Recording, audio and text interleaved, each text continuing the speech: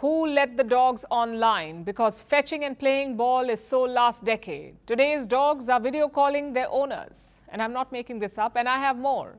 Parrots are tracking their online friends and making calls too. Monkeys are playing around with media centers, demanding soothing sounds and videos with a single tap. So what is all this monkey business about? Apparently it has a name. It's called Animal Internet. What is it? And what's the point of it? Also, what does the pet tech market look like today?